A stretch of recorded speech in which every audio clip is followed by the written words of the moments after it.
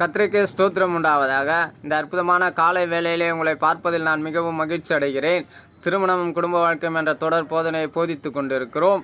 அதை தவறாமல் கேளுங்கள், உங்களுக்கு பயனுள்ளதாக இருக்கும் என்பதை சொல்லுகிறேன். எபேசியரின் புஸ்தகம் 5ஆம் அதிகாரம் 21வது வசனம் என்ன சொல்லுகிறது என்றால், தெய்வ பயத்தோட ஒருவருக்கொருவர் கீழ்ப்படிந்திருங்கள். அப்போ பாருங்கள், தெய்வ பயம் ஒன்று இருக்குது. அந்த தெய்வ பயத்தோடு என்ன பண்ண வேண்டும் என்றால், ஒருவருக்கொருவர் கீழ்ப்படிந்திருக்க வேண்டும். ஒரு நபரை குறித்து சொல்லவில்லை, 2 நபரை குறித்து சொல்லியிருக்கிறது வசனம் என்பதை சொல்லுகிறேன். அப்படியே கீழே இருக்கிற வசனத்தை வாசிப்பீர்கள் என்றால், மனைவிகளே கர்த்தருக்கு கீழ்ப்படுகிறது போல தன் சொந்த புருஷருக்கும் கீழ்ப்படியுங்கள் என்பதை வசனம் சொல்லுகிறது.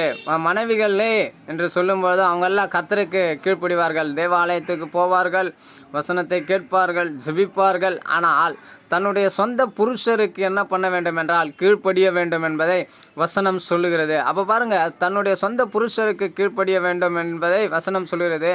அப்படிதான் வேத வசனம் சொல்லுகிறது. நாம் அப்படியில் நடந்து கொள்ளுவோம் என்றால், மனைவிகள் அப்படி நடந்து கொள்ளுவீர்கள் என்றால், கர்த்தர் உங்களை ஆசீர்வதிக்கிறவரா இருக்கிறார் என்பதை சொல்லுகிறேன். அடுத்த வாரம் நாம் சந்திக்கும் பொழுதோ மனைவிகளை குறித்து பார்த்தோம். அடுத்த வாரம் புருஷர்களை குறித்து பார்ப்போம்.